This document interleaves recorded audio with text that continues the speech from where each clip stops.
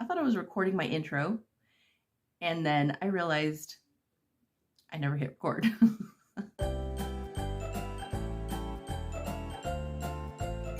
Hello, my name is Dana.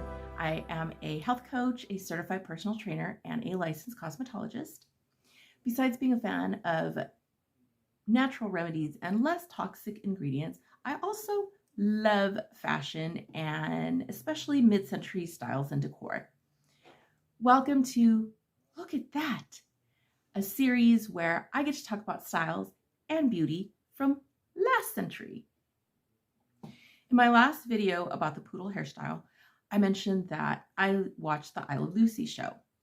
I was raised on that show as a kid, and I think between my grandparents' influence of the music from the 1940s and watching Lucy, I grew to have an appreciation for the style of those eras, the 40s and 50s.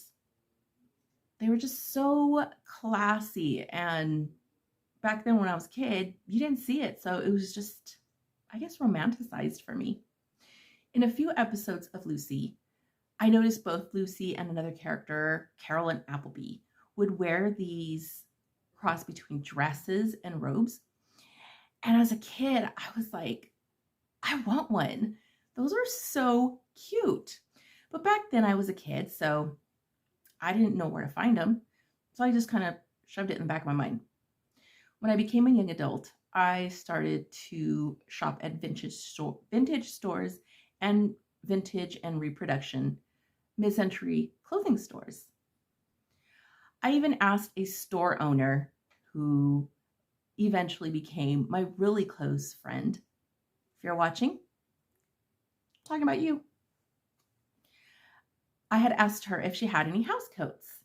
She did show me house dresses, and she told me, yeah, they also call them house coats. But it just, back in my mind, it wasn't what Carolyn Appleby or Lucy wore. But I bought them anyway because they're really cute dresses. A few years ago, that same friend, she still has her vintage patterns and dead stock patterns, let me rummage through a ton of her patterns. Lo and behold, I find a pattern for a house coat. I was a happy bunny when I found it. I mean, I think I just did cartwheels in my head. I was just that excited. My quest for the 1950s house coat had ended. I found it.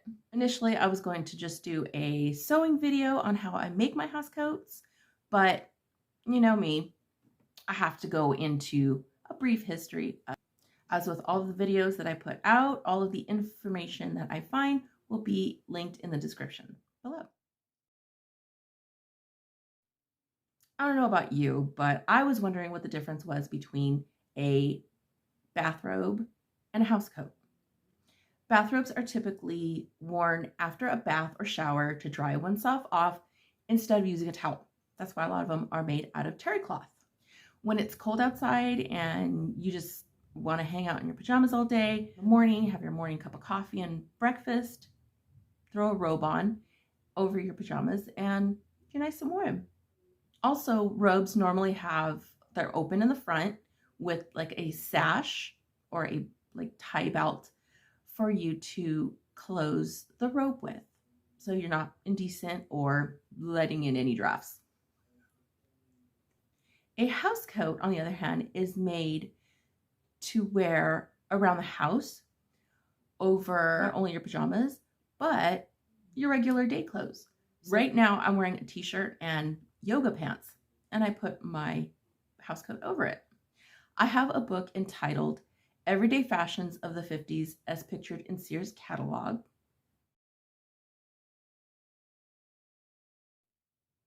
In this book, the house coats are actually called dusters.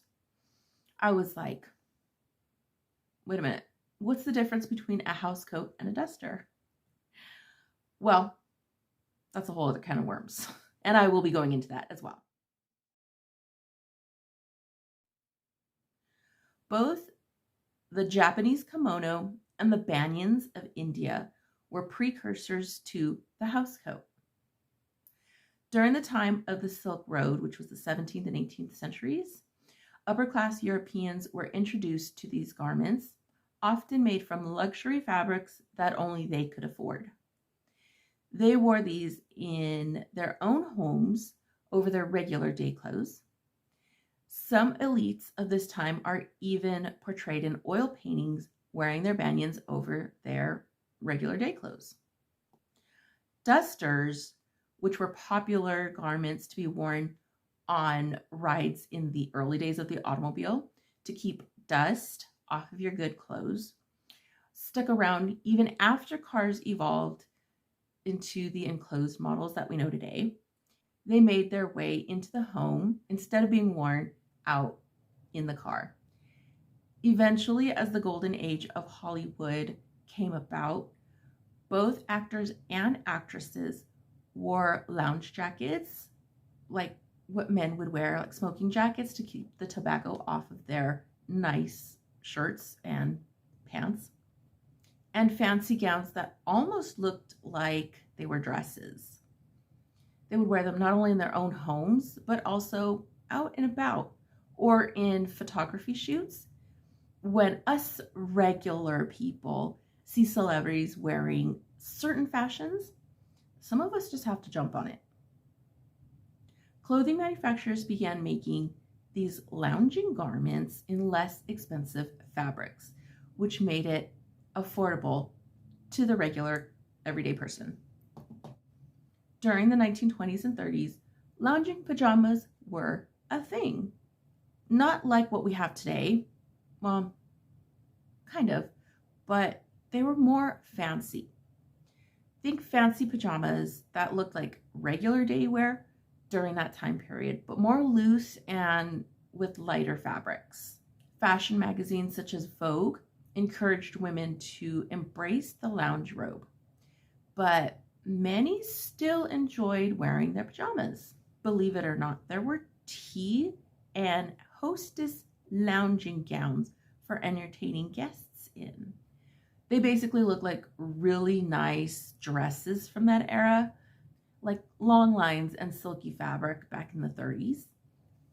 If you've ever watched the movie LA Confidential, you would see some of those types of lounging gowns. They weren't dresses or slips. They were lounging gowns. The 40s and 50s saw the beginning of the robe that we know today, as well as the housecoat. Because the 40s was during wartime, many women would repurpose old loungewear into other things since rationing made it next to impossible to buy new clothing. When the war was over and Dior came out with his new look, loungewear came back into popularity again, this time with new fabrics and silhouettes for women to choose from.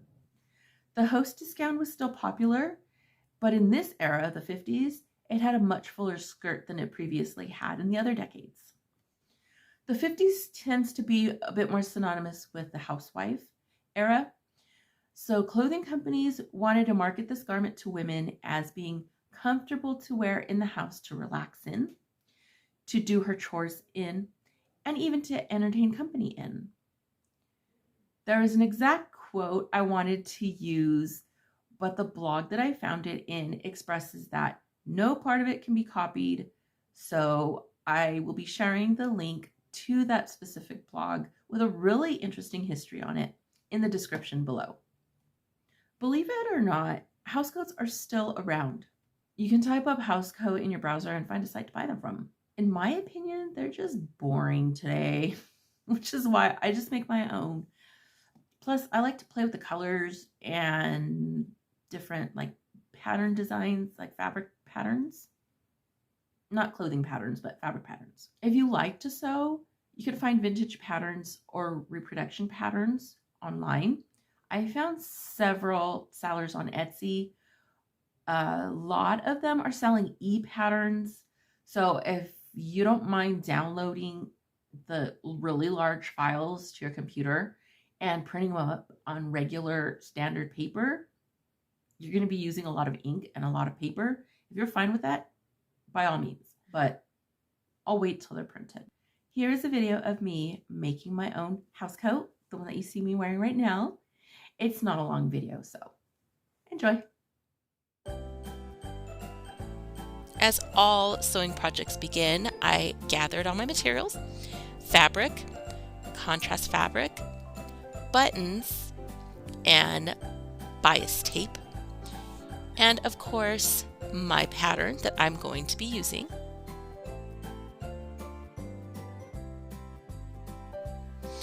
I decided to cut out the fabric before and just show you what it looked like. Here's the pattern layout.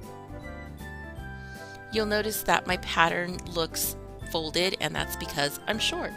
So that's what I do to prepare my fabric.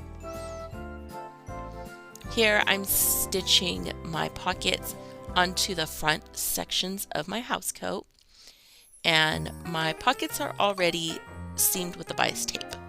So this is all that I'm doing here. And here I'm preparing to sew the front yoke and the front facing onto the front part of my house coat. And again, I continue to work on this section of the house coat. It's the upper section where the yellow part meets the daisy part. You'll see it in the finished product.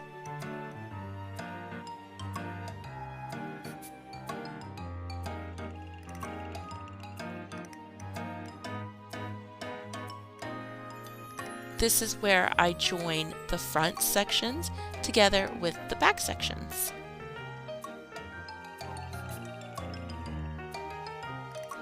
Here I just finished joining the side seams together. And this is the collar and the facing, which is the last part of the upper half of the house coat that I have to join together.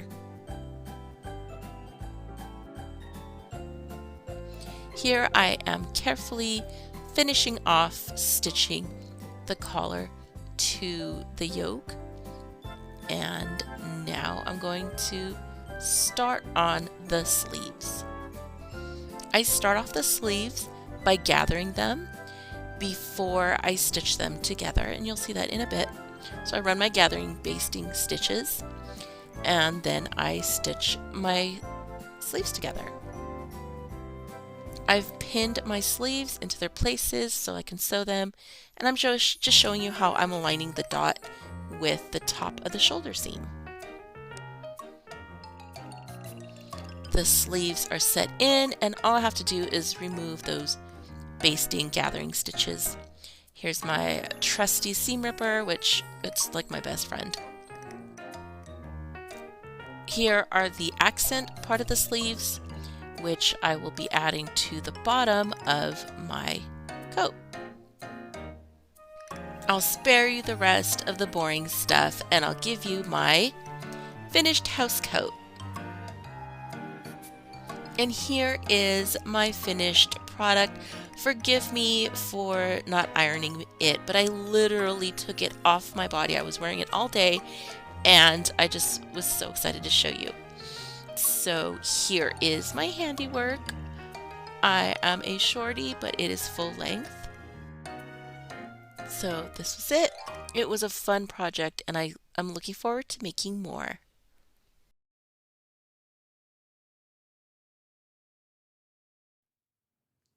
That was really fun to make. I hope it was fun to watch. I am just telling you, I love my house coats. I only have the 3/4 length sleeve ones that are in flannel so far, and I am planning on making my own short sleeve that you would have seen in the pattern, at least the pattern envelope, and I'll probably be making those in a cooler cotton instead of flannel because I sweat a lot. Let me know in the comments section what you think about the house coat. Would this be something you would wear? Do you like to sew? Is this something you would be willing to make? Let me know. Thank you so much for taking the time to watch this video. Keep an eye out for more videos about vintage style. And if you like to learn about ingredients in cosmetics, then you can check out my ingredient dive video section. I'll put it at the end of the screen. For people on YouTube, Rumble people, sorry, you're gonna have to find that list on your own. Until next time, have a blessed day. Bye.